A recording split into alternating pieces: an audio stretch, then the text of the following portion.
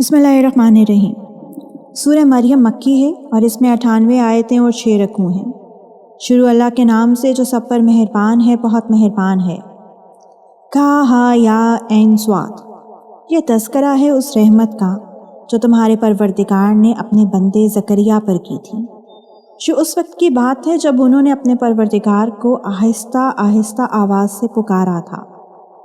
انہوں نے کہا تھا کہ میرے پروردگار، میری ہڈیاں تک کمزور پڑ گئی ہیں اور سر بڑھاپے کی سویدی سے بھڑک اٹھا ہے، اور میرے پروردگار، میں آپ سے دعا مانگ کر کبھی نامراد نہیں ہوا، اور مجھے اپنے بعد اپنے چچا زاد بھائیوں کا اندیشہ لگا ہوا ہے، اور میری بیوی بانجھ ہے، لہٰذا آپ خاص اپنے پاس سے مجھے ایک ایسا وارث عطا کر دیجیے جو میرا بھی وارث ہو اور یعقوب علیہ السلام کی اولاد سے بھی میراث پائے، اور یا رب اسے ایسا بنائیے جو خود آپ کا پسندیدہ ہو۔ آواز آئی کہ اے زکریا، ہم تمہیں ایک ایسے لڑکے کی خوشخبری دیتے ہیں جس کا نام یحییٰ ہوگا، اس سے پہلے ہم نے اس کے نام کا کوئی اور شخص پیدا نہیں کیا۔ زکریا نے کہا، میرے پروردگار، میرے یہاں لڑکا کس طرح پیدا ہوگا جبکہ میری بیوی بانجھ ہے اور میں بڑھاپے سے اس حال کو پہنچ گیا ہوں کہ میرا جسم سوکھ چکا ہے۔ کہا، ہاں ایسا ہی ہوگا، تمہارے رب نے فرمایا ہے کہ یہ تو میرے لیے معمولی بات ہے، اور اس سے پہلے میں نے تمہیں پیدا کیا تھا جب تم کچھ بھی نہیں تھے۔ زکریا نے کہا، میرے پروردگار، میرے لیے کوئی نشانی مقرر فرما دیجیے۔ فرمایا، تمہاری نشانی یہ ہے کہ تم صحت مند ہونے کے باوجود 3 رات تک لوگوں سے بات نہیں کر سکتے۔ چنانچہ وہ عبادت گاہ سے نکل کر اپنی قوم کے سامنے آئے اور ان کو اشارے سے ہدایت دی کہ تم لوگ صبح و شام اللہ کی تسبیح کیا کرو۔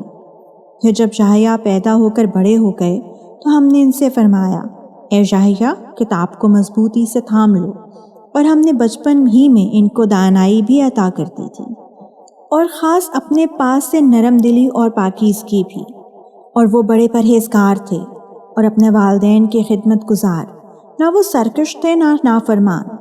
اور اللہ تعالیٰ کی طرف سے سلام ہے ان پر اس دن بھی وہ جس روز پیدا ہوئے، اس دن بھی جس روز انہیں موت آئے گی، اور اس دن بھی جس روز انہیں زندہ کر کے دوبارہ اٹھایا جائے گا۔